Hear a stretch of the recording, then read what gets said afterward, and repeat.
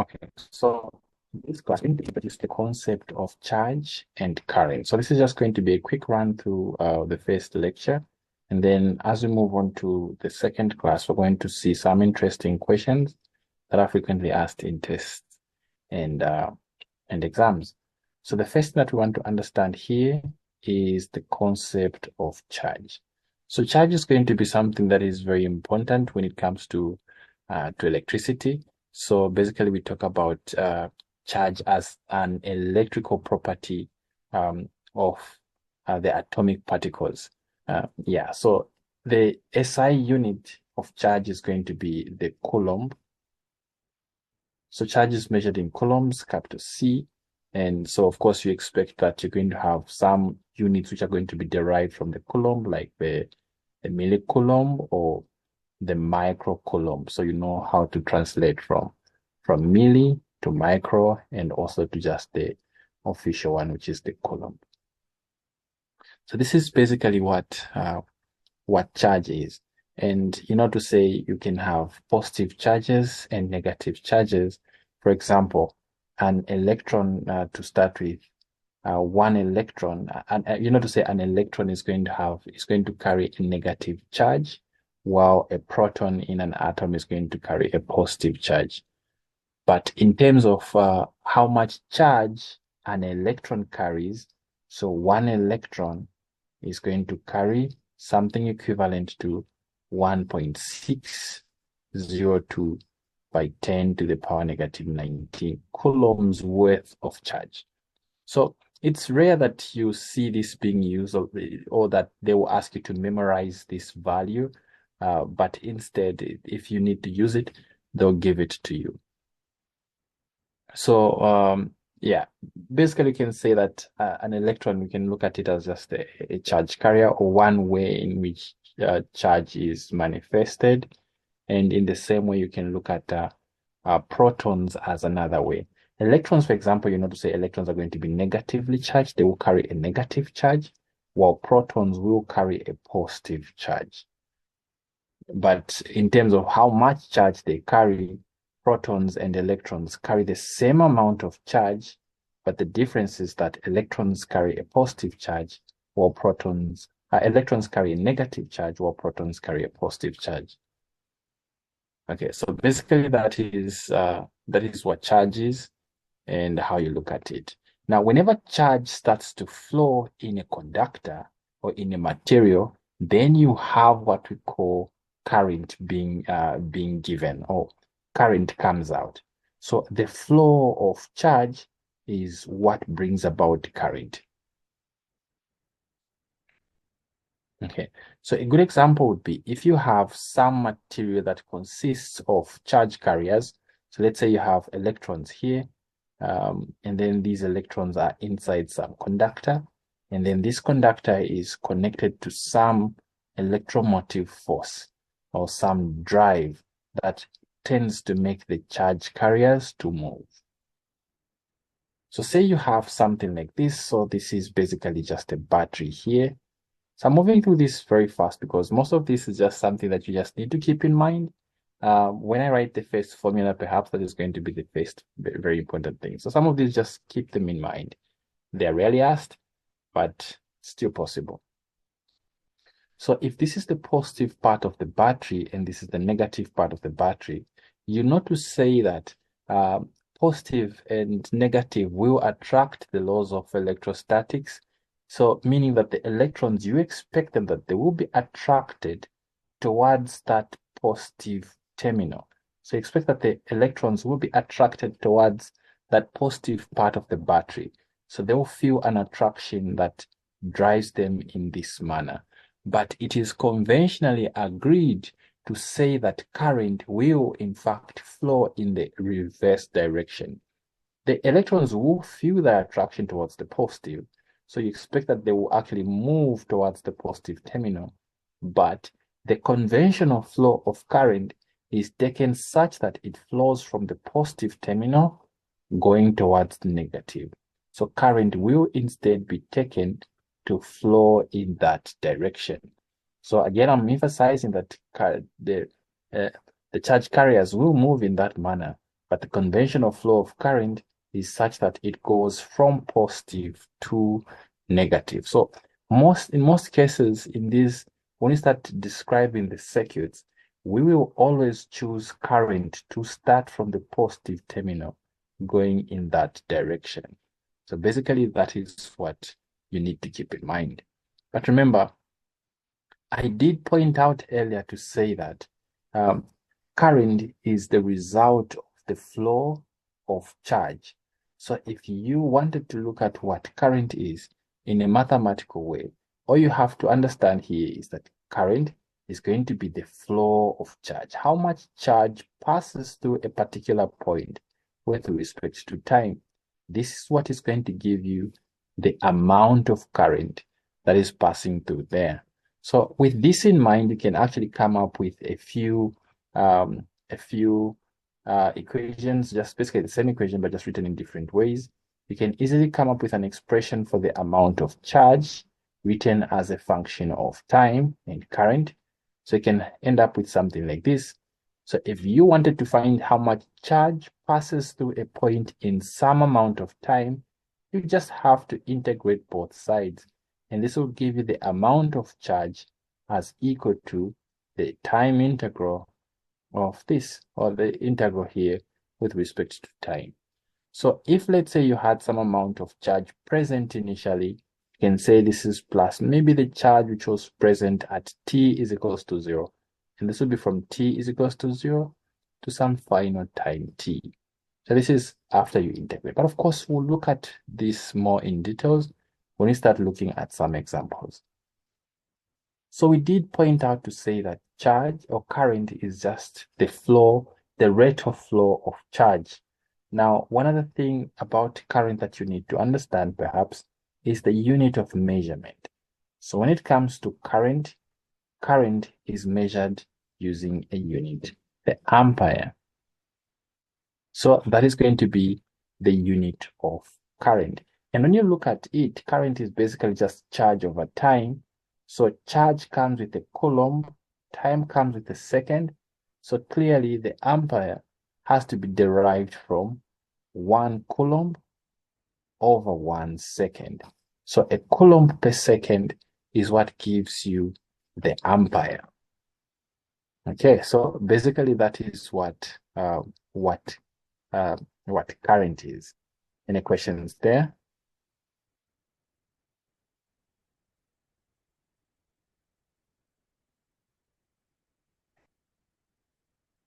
Okay, now current will come in two forms.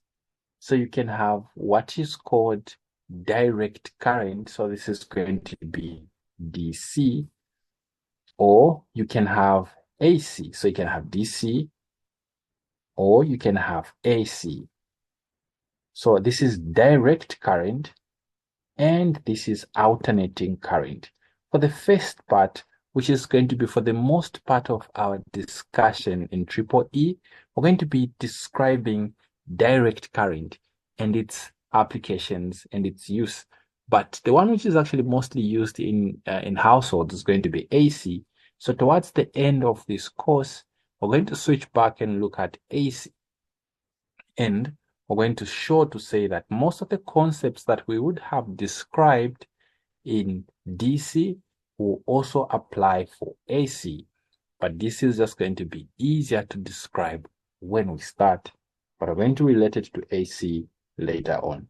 In terms of the difference between direct and alternating current, DC is just going to be current that remains constant with time. So you have a constant flow of current with time, and then it just maintains that value throughout. It maintains the value, it maintains the direction. That is going to be direct current. But for an alternating current, we see a fluctuating behavior. So at one point, current is going forward. Another point, current is now going backwards, then forward again, then backwards, then forward again. Even in terms of value, it's not specific to say that it maintains maybe a 5 amp value, but it keeps fluctuating. Maybe the maximum current you register is a 5 amp, then at some point you actually have 0 current. Some point you have a -5, meaning current is going in the reverse direction. Then again, at some point, you get the 5 amp again. So this is going to be an alternating behavior where current doesn't have a specific value. So that is going to be for AC, but we're going to describe AC in details later on. And we're going to see that in most cases, AC current is going to portray some sinusoidal behavior. That is basically just a sinusoidal waveform, which is basically what I was drawing earlier on. But we're going to look at this pattern later on, and you will understand exactly what it describes. Okay, so let's look at the first few examples. Again, going through this very quickly, they're very basic concepts and they're rarely asked here. So the first one is, suppose you have 4,600 electrons. And the question is how many or how much charge is going to be present in 4,600 electrons. So if this is the number of electrons that you're given, remember, one electron carries how much charge? So when you're dealing with one electron, you know to say the amount of charge present here is going to be 1.602 by 10 to the power minus 19 coulombs. So if this is just one electron, multiply the charge for one electron by the total number of electrons present, and that is going to give you the total charge that is going to be present. So the total charge, I'll use Q to mean charge, will just be equal to the total number of charge carriers multiplying the charge carried by 1. And when you multiply this, it will give you some answer. But remember, these are electrons. And remember, electrons carry a negative charge. So I'll drop a negative here because these are electrons. So my final answer will carry a negative sign. So I have negative 7.369 by 10 to the power minus 16 coulombs. So this will be the total charge that will be carried by that number of electrons. Perhaps that was very straightforward. Look at the second example here. That might not be as straightforward as the first one. Before we get there, do you have any questions from what we've talked about so far?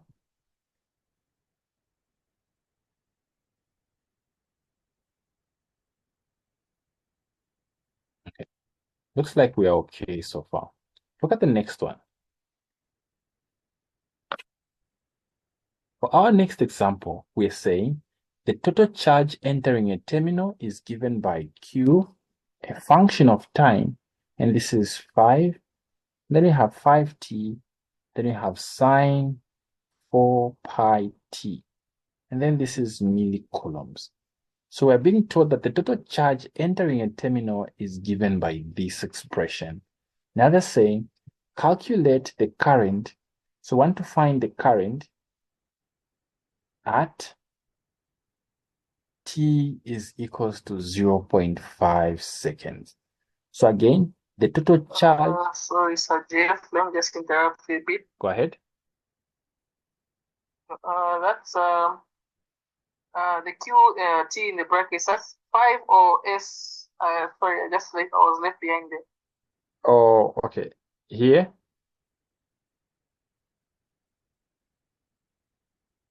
Yes, just there. Okay. So let me try to write it properly. So this is a 5. And then we have a t here. Then we have a sine. 4 pi t millicoulombs. Is that clear now? Yes, that's it. Okay.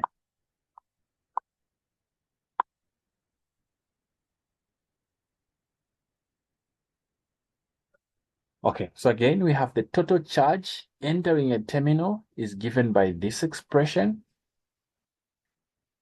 And what we want to find is how much current, want to calculate the current at a time t is equals to 0.5 seconds. Now, how do you do that? Now, if you're given a constant value to say that, okay, the charge is maybe 5 coulombs, and then find how much the current is in 2 seconds. You know, to say the current in this case is just going to be 5 divided by 2 seconds. And this is going to give you 2.5 amps.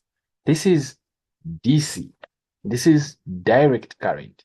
You see, to say that the current here is constant. Do I really want to say constant here? But basically, this is going to be more straightforward, easy to work with. But look at the question that we're dealing with. The charge that is passing here is not necessarily constant. Even the charge that is flowing depends on time. I really don't want to say that this is DC. Let me not use that term, but instead, let me say that the charge that is flowing in our current case, notice that it also depends on time. So even the amount of charge flowing is a function of time in our current case. So because of that, the current flowing is not expected to portray that constant behavior.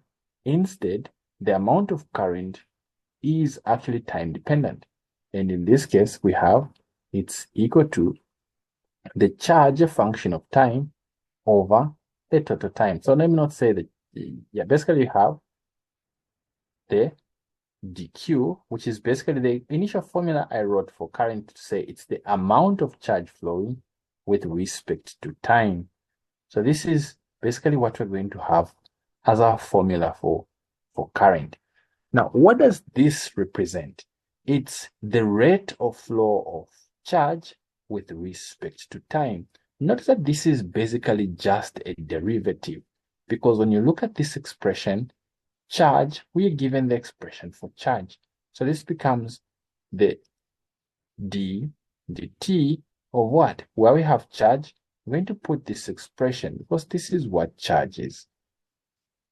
So we're going to have basically the derivative of the charge with respect to time. So remember again, we did define current as the rate of flow of charge with respect to time. So it's the amount of charge flowing with respect to time, which is what brings about that derivative. So just basically the derivative of the charge with respect to time. That is what is going to give us the current. Now what happens here? To perform the derivative here, now you have to dig in through your math skills and observe that to differentiate this expression, you will need to use product rule. So you have two parts there that you have to differentiate. So in the first part, I will keep the sign term and differentiate. Let me just do it in stepwise. So I'll let u to be equals to 5t, and I'll let v be equals to sine. So I'm doing it in steps so that you guys will be able to follow through. Sine 4 pi t. So that the derivative of u will just be equals to 5, and the derivative of this, hope you guys remember how to differentiate sine. First, differentiate the argument. The derivative of 4 pi t will be 4 pi. I'll multiply that derivative here, 4 pi. Now I'll differentiate sine. The derivative of sine is cos, and the argument will remain the same, 4 pi t. So this is v prime, and this is u prime. These are the derivatives. By product rule, I know to say that I will keep u, and I'll multiply it by the derivative of v, plus, now I'll keep v, and now multiply it with the derivative of u. Again, doesn't matter, I can start with this, then finish with this, doesn't matter with product rule. So I'll substitute now. My u is 5t, my v prime is 4 pi cos 4 pi t. This is v prime, plus my v is sine 4 pi t. Then my u prime is 5. Now I can simplify. So this becomes 5 and 4 multiplied to 20 pi t cos 4 pi t, plus, I'll avoid writing the 5 at the end, so I'll put it here. This will be 5, and this will be sine 4 pi t. Any questions here?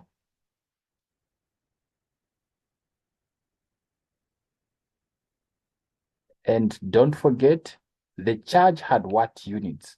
When you look at the charge had the millicoulombs.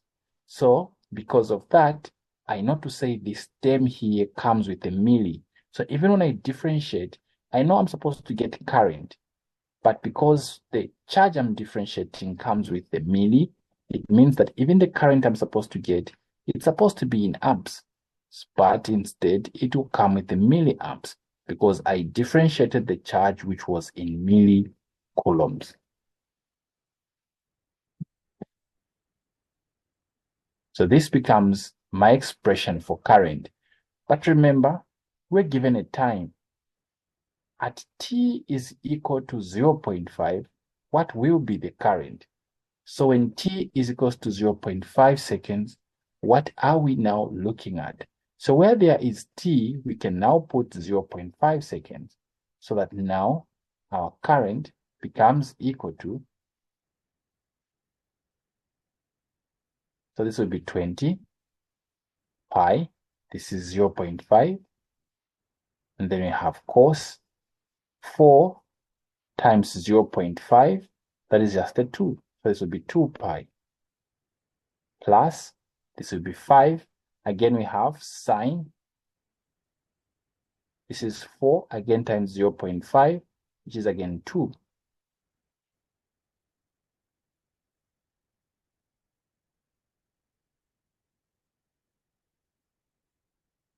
So again, we still have that milliamps.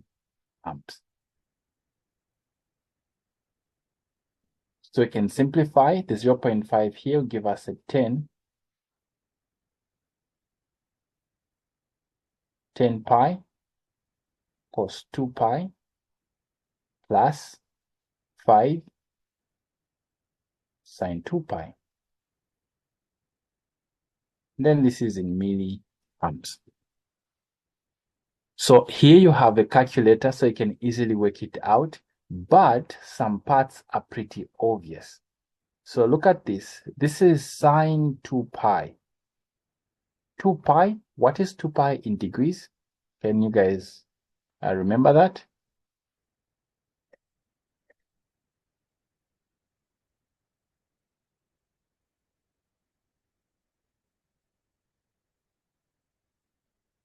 What is 2 pi in degrees?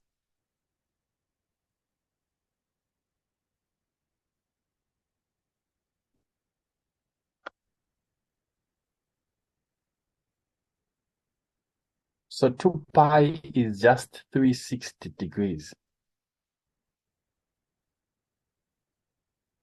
So, but sine 2 pi, which is just the same as sine 360 degrees,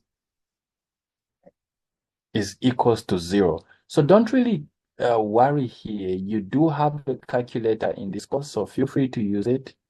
So because sine 2 pi is the same as sine 360, I know to say that this will give me a 0, meaning that my current now remains as 10 pi cos 2 pi. This part to give me 0. So I only have to evaluate this part. Again, you can type this in a calculator to give you an answer, and it will be milliamps.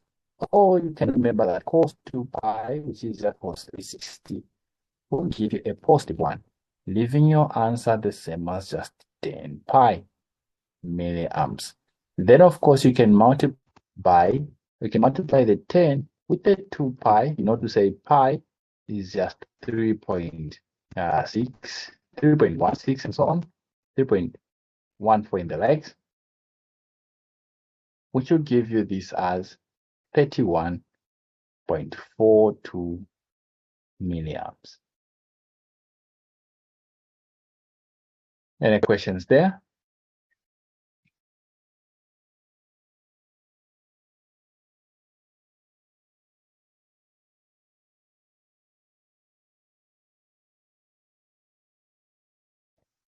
Consider a question like this one, where now, notice that they want us to now find a charge that is flowing through some terminals in a certain time range.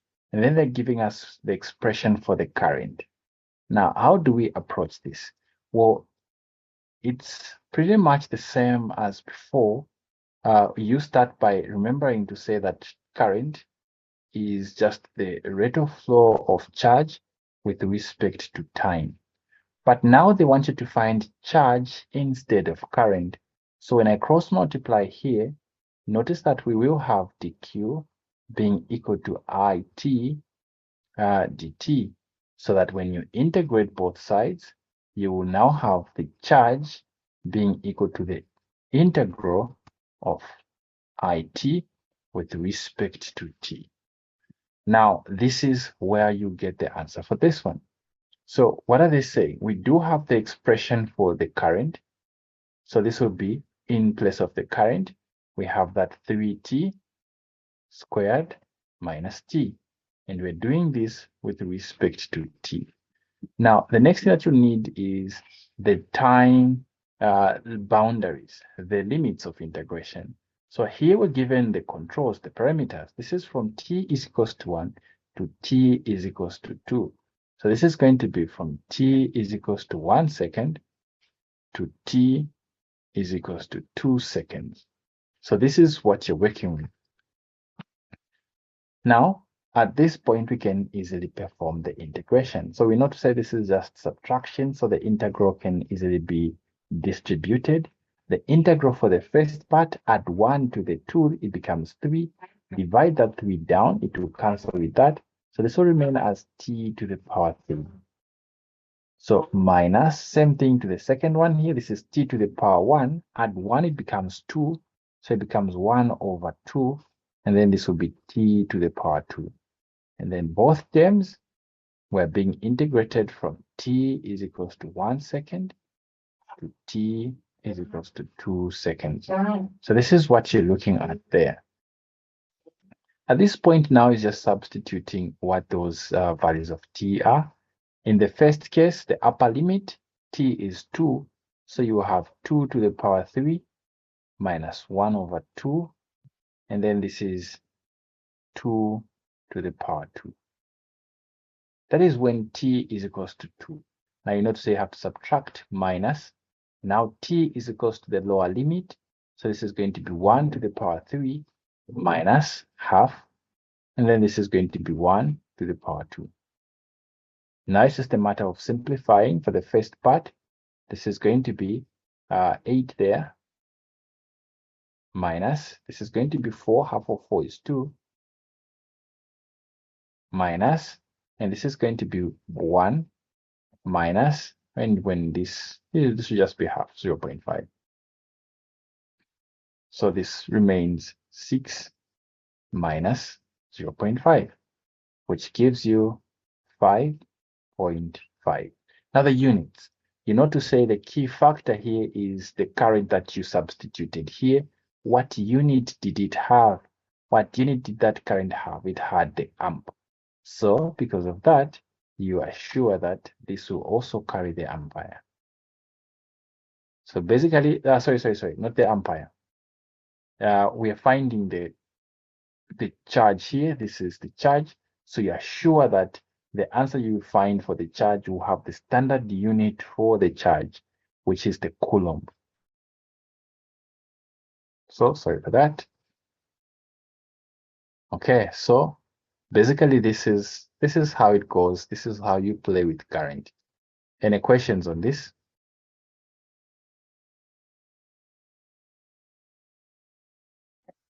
Okay, so having described current and charge, the next thing that we now want to understand is the concept of voltage.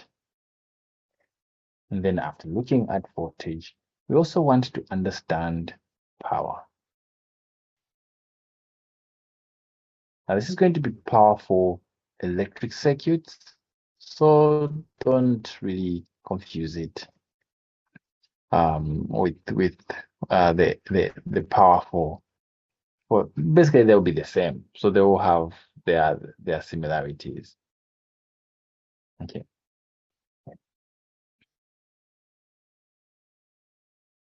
Now, how do you describe these components? Well, basically, when it comes to voltage, all that you have to understand is that if you have an electric component, let's say somewhere here, the voltage or the potential difference across this component. So voltage there, notice that I used another term to mean the same thing. So voltage or the potential difference across this electric component can easily be observed in terms of the voltage. So if this point here is at a potential A and this point here is at a potential B, so this can be a minus here, this can be taken to be the positive part, or this just at a higher potential, this is at a lower potential, then we can easily obtain the potential difference between A and B.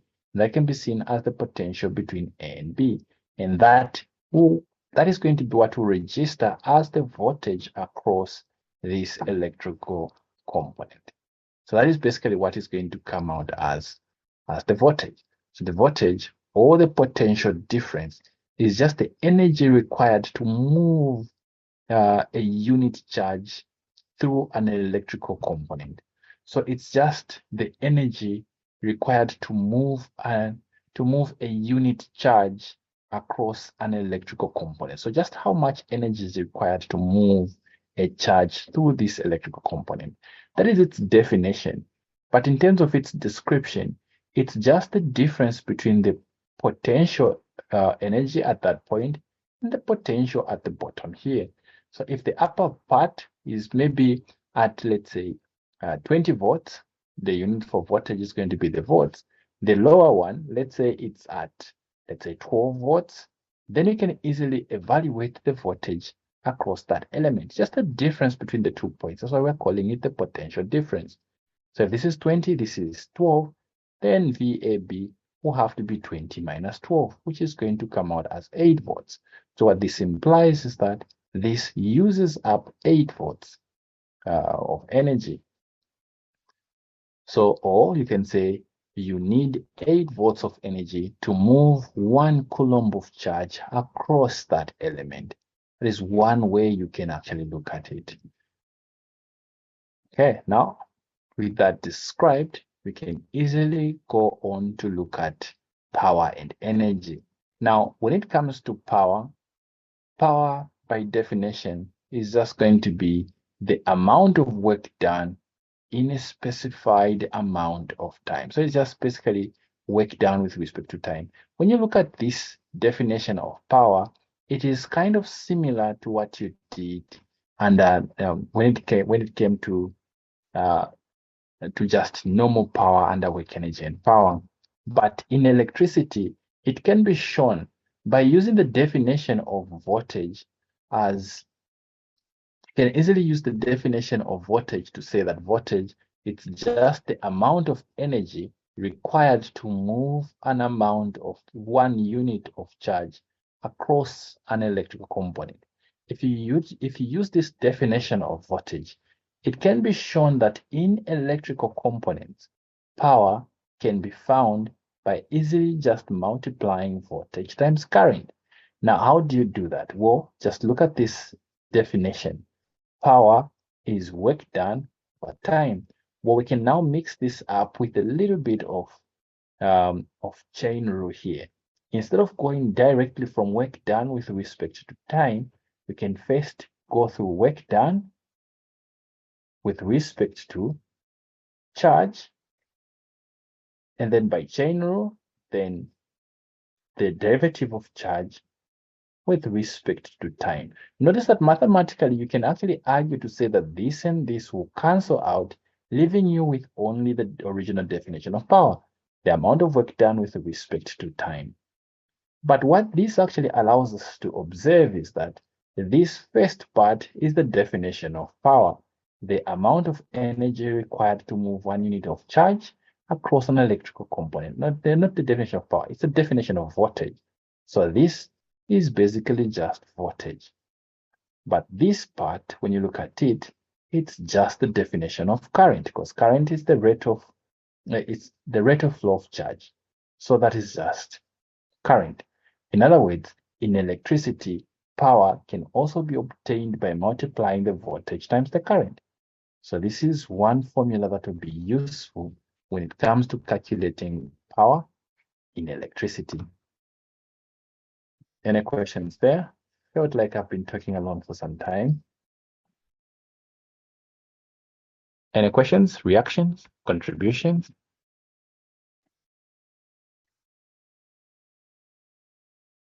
Is it okay so far?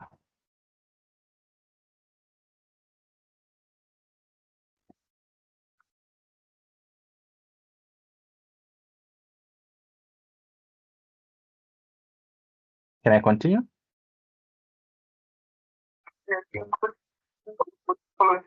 Okay, great. Okay. Now, there's one concept that you need to understand. Having described power, there's one concept that you must understand. Following the conservation of energy, you must understand one simple concept here.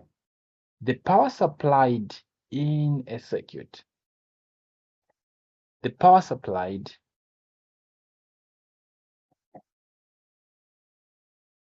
will always have to be equal to the power absorbed.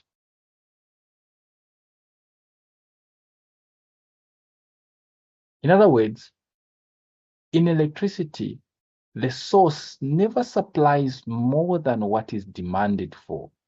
The power source will only supply with respect to the demand.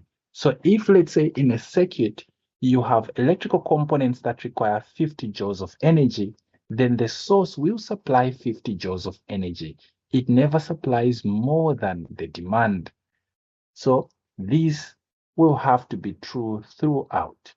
But the only thing you have to also remember here is power supplied will in most cases be given a negative. Why? Because that element is supplying, it is losing that power. And power absorbed will be assigned a positive value. So if you're dealing with a bulb, for example, so let's say you're dealing with a bulb. What do you think? A bulb supplies power or absorbs power? Which one is it?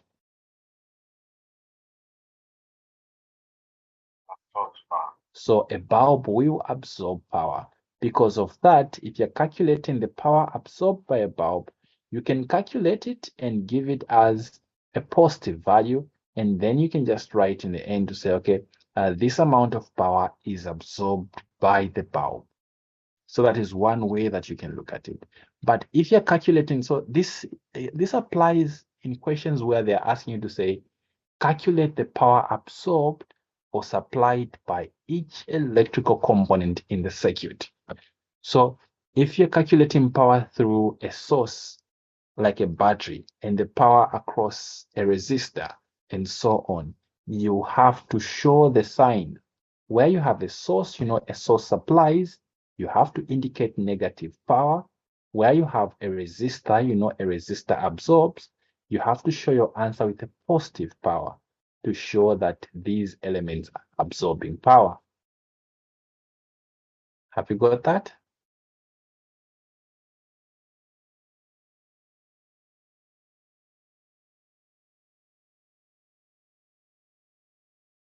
Is that part okay? That part is fine. Good.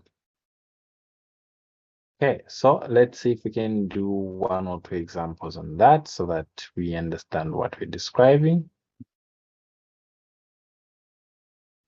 So if you look at this question now, they're saying we have an energy source that forces a constant current. So you have a constant current of 2 amps for 10 seconds to flow through a light bulb. They're saying if 2.3 kilojoules is given off in form of light and heat, calculate the voltage drop across the bulb. So we're looking for the voltage drop across the bulb. Now, how do we get the voltage? Well, first, you have to look at what you're given and what you have at hand. If I just pick from the top of my head, What's the formula for voltage? We remember we defined voltage as the amount of energy needed to drive a coulomb of charge through a circuit element. So we ended up with the work done in moving an amount of charge. This is the formula that we ended up with as the formula for voltage. But clearly, for this to work, we need to find a few things. We need to understand what the amount of work done is, and we also need to understand what the amount of charge is. So those are the things that we need to find. Now, how are we going to find them? Well, in terms of the amount of work, here, of course, these are written in terms of derivatives, but you can also look at them as the amount of work done over the amount of charge involved. So you can also look at them like this. So, of course, the triangle that dealt there, that's basically represent the same as the D there. Okay. So the question already gives us the amount of work needed, or the amount of work needed to actually drive that coulomb of charge. Because in the question, they're telling us that if 2.3 kilojoules is given off, remember the amount of energy absorbed has to be equal to the amount of energy supplied. So this is being given off. It means that it has to be equal to the amount supplied. So the dW here has to be equal to that same 2.3. That is in kilojoules. I'll just present it in joules. I'll just multiply it by 10 to the power 3 joules. But the question is the amount of charge here. What is going to be the amount of charge? So we need to find the amount of charge. But what do we have? Well, lucky for us, we have the current that is passing, and we have how long the current was passing. So if you recall, we did show to say that you have current is equals to charge with respect to time, implying that the charge is just going to be equal to the current with respect to time. So the current, we are given a 2 amp current supply. 2 amp current supply in what period? What period? So here, of course, I'm using D, but of course, you can just go with the triangles. That means the change in time, the change in charge. So the dq, let me maintain the dq there. That's going to be 2 amps. Then the dt, and the dt is 10 seconds. So that is going to be in 10 seconds. And if you do the math, this comes out as 20 seconds. So this becomes the amount of charge involved. So we can now bring it in our formula so that the amount of voltage will be equal to the energy needed, which is 2.3 by 10 to the 3 over 20 coulombs. And if you do the math, this comes out as 115 volts. Any questions there?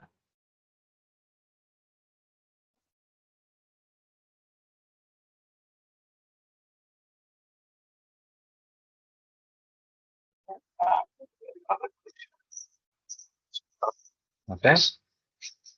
Yeah. Yes. Again, on the power, yes. The DW, the 2.3, is it supposed to be minus or positive?